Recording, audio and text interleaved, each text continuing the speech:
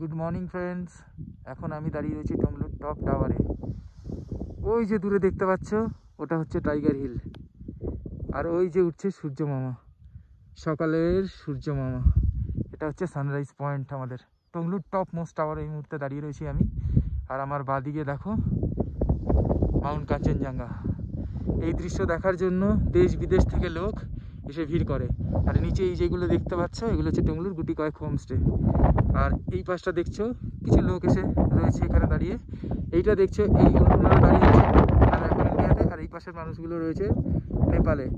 এইটা টংলুর সেই Indo Nepal border. আর এই পাশটা পুরোপুরি পড়ছে নেপালে। আর আমি এই মুহূর্তে দাঁড়িয়ে রয়েছি ওয়েস্ট বেঙ্গলে। আর এই আমি পা দিলাম, এখন আমি আবার নেপালে চলে এলাম। তো এই হচ্ছে মাউন্ট কাঞ্চনজঙ্ঘা, যা দেখার জন্য পৃথিবীর বিভিন্ন প্রান্ত থেকে মানুষ এসে ভিড় করে। আমার হাত পুরো জমে যাচ্ছে, এত ঠান্ডা এখানে। আর দেখতেই পাচ্ছ উঠছে সূর্য মামা, যাকে দেখার জন্য সকালে উঠে এসে এই সংগ্রাম। আর আমার চারপাশটা দেখো পুরো ফ্রোজেন, একদম পুরো সাদা হয়ে গেছে এখানে, এত ঠান্ডা এখন। আর পুরো ভ্যালি ভ্যালি। আর একটু পরিচয় করিয়ে দিই তোমাদের। ওই সাইডটা হচ্ছে ভুটান, এইটা সিকিম, এই যে নিচের এই দিকটা। আর এই দিকটা হচ্ছে গিয়ে দার্জিলিং, এই সাইডটা। আর এই পুরো রেঞ্জটা, এই পাশটা হচ্ছে পুরো সেই নেপালের বর্ডার, পশুপতি ফটক ওইদিকে। এই দিক থেকে পুরো নেপাল, এই সাইডের রেঞ্জটা পুরো নেপাল। তা কেমন লাগছে তোমরা একবার বলো। ওই দেখো সূর্য উঠছে, তোমরা দেখতে পাচ্ছ?